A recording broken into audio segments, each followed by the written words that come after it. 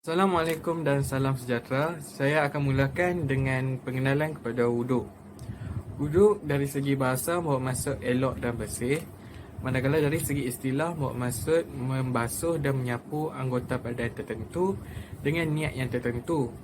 Menurut Kamus Dewan, wuduk merupakan perbuatan menyucikan diri dengan menggunakan air untuk tujuan beribadah seperti solat. Khususnya ialah tujuan berwuduk. Wuduk sangat penting dalam melakukan ibadah solat dan tidak ada jenis solat pun yang boleh dilakukan tanpa berwuduk. Wuduk juga dapat menyucikan diri daripada hadas kecil dan merupakan syarat sah solat.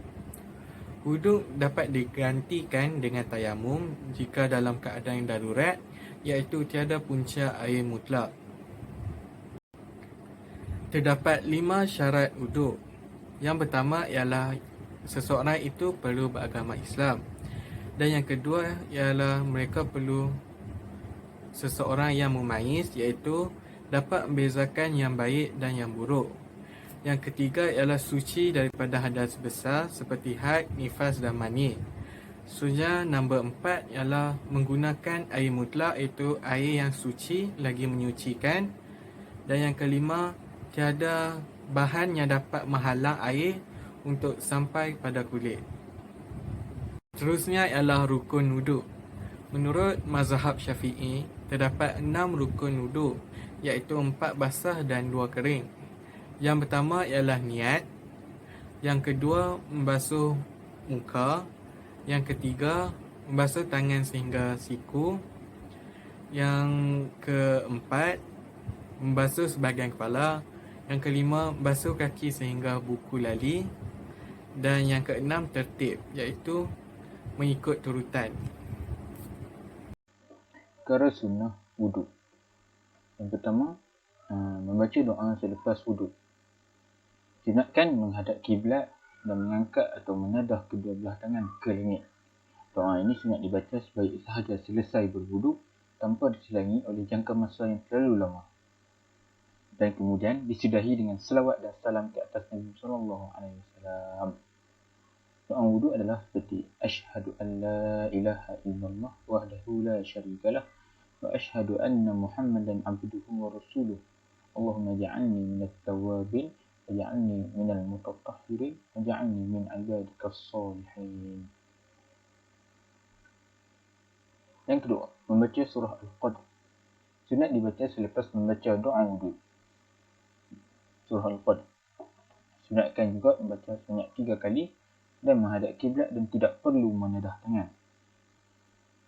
Terusnya, sembahyang sunat wuduk. Sunat wuduk ni merupakan sembahyang sunat sebanyak 2 rakaat dan dilakukan dalam waktu yang terdekat setelah selesai mengambil wuduk. Maknanya, lepas mengambil wuduk, terus solat.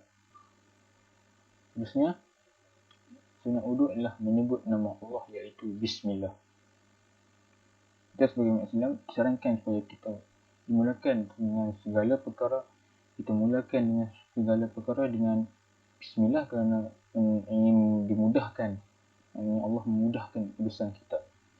Terusnya membasuh kedua belah tapak tangan, iaitu selepas buka sahaja paip, basuh kedua belah tapak tangan kita. Seterusnya berkumur, seterusnya membasuh keseluruhan kepala. Bagi mazhab Imam Asy-Syafi'i disunatkan, sangat-sangatlah disunatkan membasuh keseluruhan kepala dari kepala sehingga ke belakang. Terusnya menyapu air kedua telinga. Terusnya mendahulukan anggota kanan sebelum anggota kiri. Terusnya tidak menggunakan air secara berlebihan ataupun membazir air. Seterusnya kita tengok perkara makruh wuduk. Yang pertama adalah menggunakan air secara berlebihan. Menggunakan air secara berlebihan serta melimpah kata guru adalah satu daripada pembaziran. Seperti yang kita tahu, pembaziran adalah satu amalan syaitan. Jadi kita tidak boleh melakukan pembaziran. Seharusnya seeloknya kita membuka air paip dengan perlahan saja. Buka paip dan segera membasuh anggota wuduk daripada awal sampai akhir. Membasuh atau menyapu sekadar perlu mengikut syarak. Maksudnya, mengelap air bekas wuduk. Nabi Muhammad SAW tidak pernah mengelap air selepas berwuduk. Jadi, terusnya air bekas wuduk pada badan adalah sebenarnya kesan-kesan ibadah dan tetapi tidak makruh jika kita mengelap air selepas wuduk kerana sejuk ataupun luka. Diriwayatkan daripada Maimunah radhiyallahu anha, beliau berkata, sesungguhnya Nabi Muhammad SAW telah diberikan dengan sehelai tuala kecil selepas wuduk, maka baginda tidak menyapunya. Riwayat Muslim. Hadisnya, membasuh anggota wuduk lebih 3 kali. Makruh dalam wuduk jika kita berlebihan. Termasuklah lebih 3 kali dan kurang 3 kali pun juga makruh, kecuali uzur seperti tadi, luka ataupun air tak cukup. Rasulullah SAW pernah menyatakan, siapa yang kurangkan atau lebihkan bilangan basuhan, maka ia berlaku zalim. Terusnya, menampar anggota wuduk. Makruh kita menepuk atau menepuk dengan kuat ketika wuduk pada muka atau anggota lain. Terusnya, air yang ditepuk dengan kuat tidak mengenai anggota wuduk, maka hukumnya tak sah. Syekh Ahmad Syarif An-Na'san menjelaskan para fuqaha telah memberi nas bahawa makruh menampar muka atau anggota wuduk yang lain dengan air, dan disebut khusus ke muka itu kerana muka itu adalah anggota yang terlebih mulia. Kitab Harul Ra'id dan Asnal Matalib. Terusnya, sengaja meninggalkan sunat-sunat wuduk. Sebahagian fuqaha berkata meninggalkan sunat-sunat wuduk adalah khilaful aula ataupun menyalahi yang lebih utama.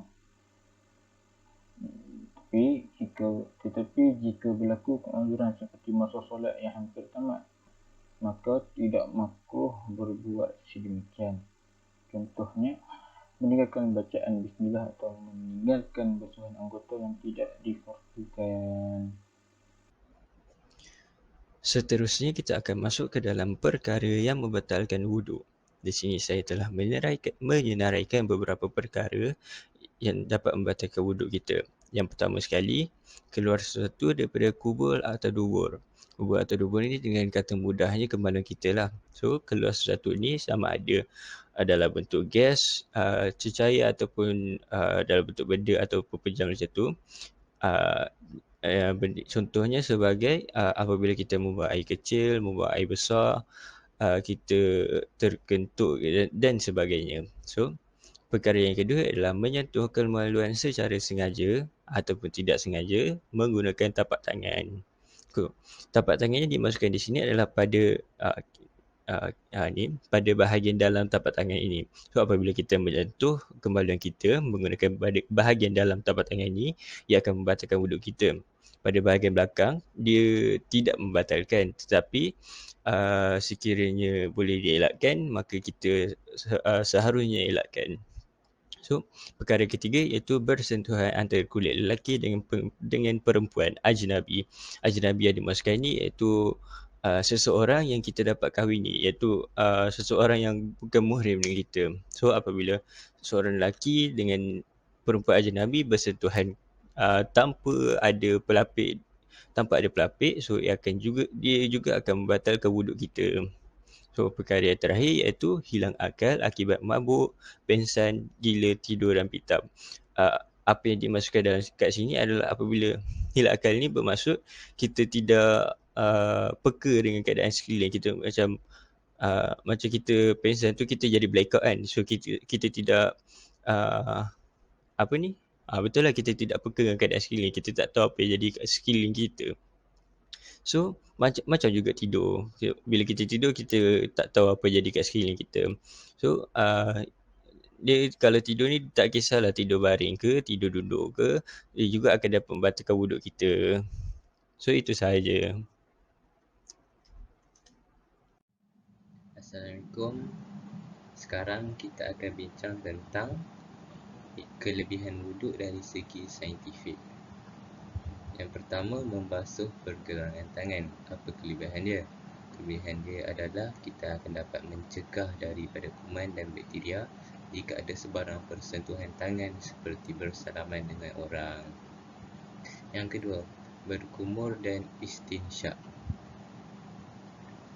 Kelebihan berkumur adalah kita akan dapat membersihkan mulut daripada sisa-sisa makanan yang melekat di celah gigi. Kelebihan istinsyak pula ialah sebelum itu, apa itu istinsyak? Istinsyak itu adalah memasukkan air ke dalam rongga hidung. Apa kelebihan dia? Kita akan dapat mencuci rongga hidung daripada kuman dan kotoran yang melekat pada bulu hidung. Baik, kelebihan untuk membasuh muka pula ialah membasuh muka dapat merangsang saraf-saraf bagi menyegarkan badan kita untuk solat dengan lebih khusyuk. Yang kedua, membasuh tangan hingga ke siku. Apa kelebihan dia? Kelebihan dia adalah membantu dalam pembentukan kulit yang sihat seperti penggantian sel lama kepada yang baru.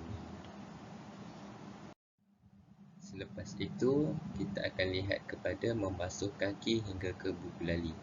Apakah kelebihan membasuh kaki hingga ke buku lali? Apabila kaki kanan dibasuh dan digosok, ia merangsang sistem saraf seperti usus, pankreas dan kawasan pinggang. Apabila kaki kiri dibasuh dan digosok, saraf berfungsi untuk mengelakkan kelenjar pituitari dan kawasan otak yang mengawal sistem endokrin. Seterusnya, kita akan bincang tentang hikmah berwuduk. Di sini terdapat 3 hikmah berwuduk. Yang pertama ialah wuduk adalah sebahagian daripada iman. Diriwayatkan oleh Abu Malik Al-Asy'ari radhiyallahu anhu, Nabi Muhammad sallallahu alaihi wasallam bersabda, bersuci itu adalah sebahagian daripada iman. Hadis riwayat Muslim.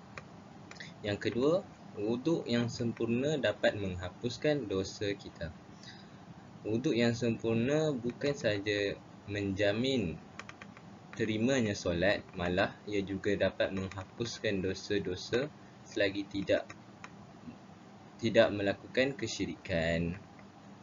Rasulullah SAW bersabda, dari Abu Hurairah radhiyallahu anhu berkata, telah bersabda Rasulullah SAW, apabila seorang hamba Muslim berwuduk, maka setelah ia membasuh wajahnya, keluarlah dari wajahnya segala dosa yang dilihat oleh kedua matanya. Ketika membasuh kedua tangannya, keluarlah dari kedua tangannya setiap dosa yang telah dilakukan oleh kedua tangannya bersama air atau bersama titisan air yang terakhir.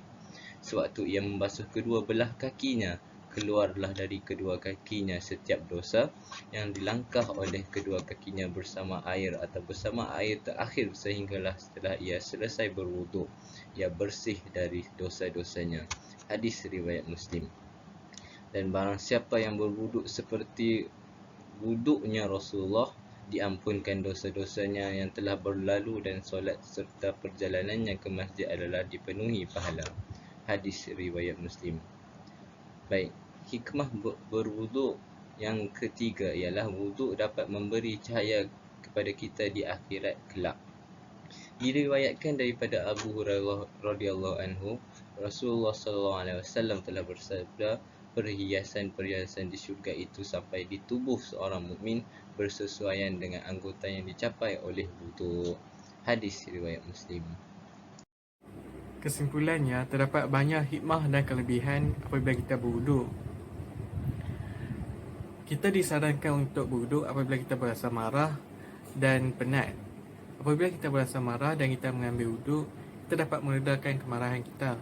Dan apabila kita terasa penat dan mengambil wuduk, kita dapat menyegarkan kembali diri kita. Tambahan, pada pandemik masa ini, kita dapat jadikan wuduk sebagai ikhtiar untuk menghindarkan diri kita daripada dijangkiti virus COVID-19. Wuduk juga dijadikan sebagai tanda kita sebagai umat Nabi Muhammad SAW di pada masyarakat kelak, kerana anggota wuduk akan bercahaya di pada masyarakat kelak. Oleh itu, kita perlu melakukan ibadah wuduk sebaiknya untuk menjadikan ibadah solat kita sah dan mengutip segala kelebihan yang ada di sebalik ibadah ringkas wuduk.